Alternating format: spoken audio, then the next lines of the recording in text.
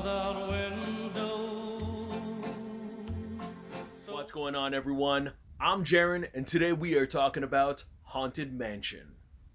This second iteration of the theme park ride is directed by Justin Simeon and written by Katie DePold, as we follow the story of a single mom named Gabby who hires a tour guide, a priest, a psychic, and a historian in order to exorcise her home after discovering that it's inhabited by ghosts.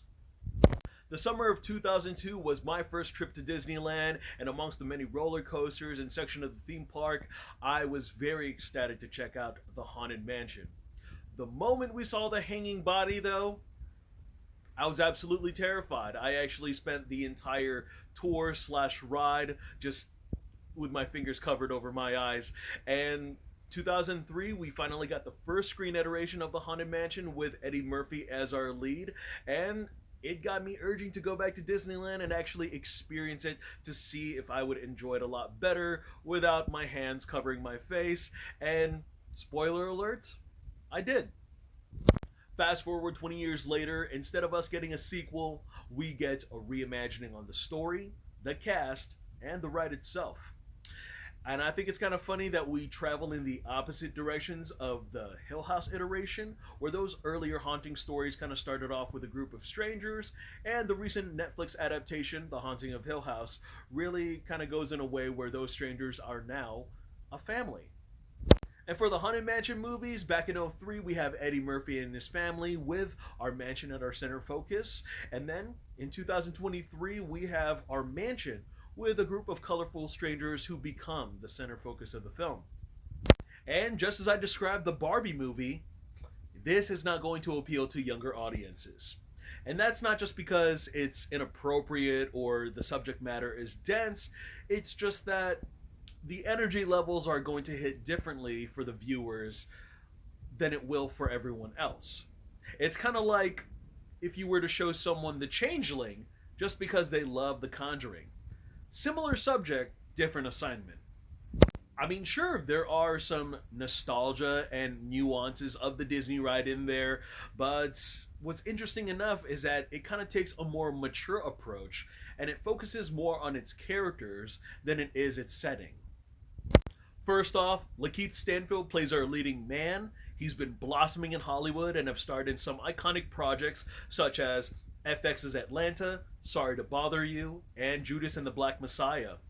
He plays an astrophysicist turned tour guide with a tragic past, and he has trouble connecting with people.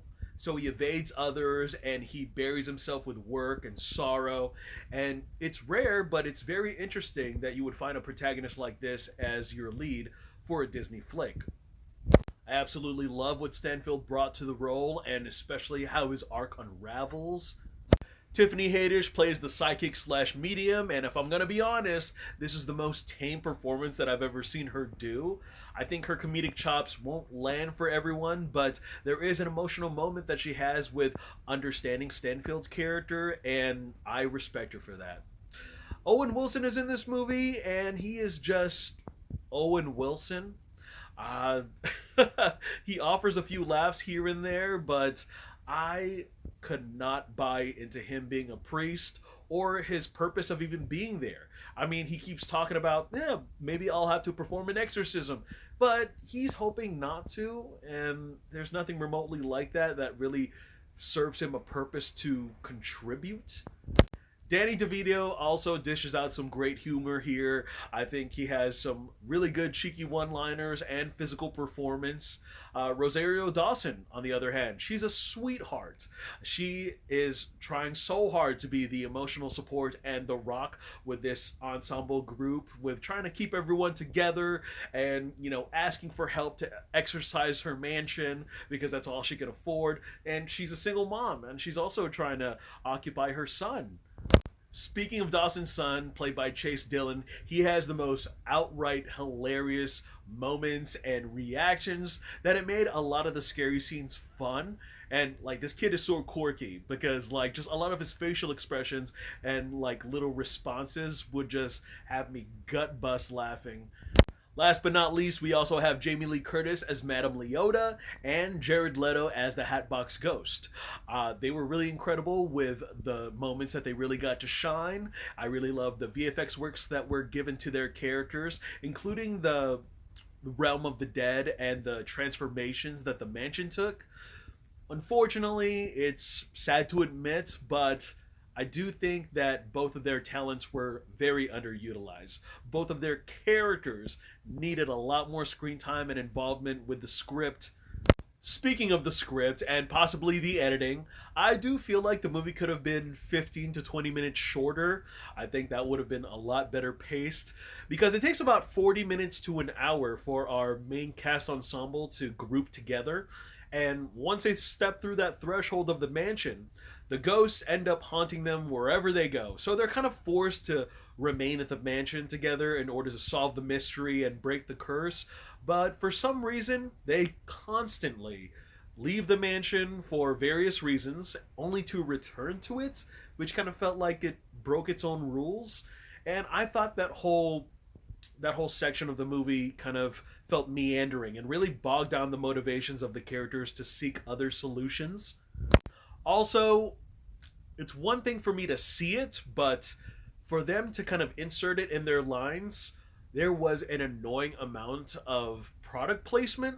Like, damn, Disney, I already know you have a contract with CVS because we saw that shit really bombarded in Hocus Pocus 2. Last but not least, the mansion itself. I absolutely love the production design, especially how closely depicted it was to the attraction itself. And this includes the changeable pictures, the moving walls, the ghosts in the dining hall, the graveyard, and many more other optical illusions. Heck, they even added their own rendition of Grim Grinning Ghosts, which I wish played for the movie and not just an end credit song. Overall, this wasn't the groundbreaking game changer that would compare to what the Pirates of the Caribbean movies did for their park ride, but I thought it was surprisingly emotional, ghoulishly fun, and wickedly entertaining. There are a few elements I do think that worked well in the '03 version just a little bit better, but for its script entirety, for the characters that I was able to get invested in, for a whole, I think that Haunted Mansion 23 is my preferred pick. Alright, guys, that's all I got to share about that movie. Go ahead and check it out in theaters, or you can wait for it on Disney Plus if you want. I'm Jaren Banawag. Thank you guys again so much for watching. Look forward to more reviews, and I will see you guys at the movies. Take care. And from now on you will find me there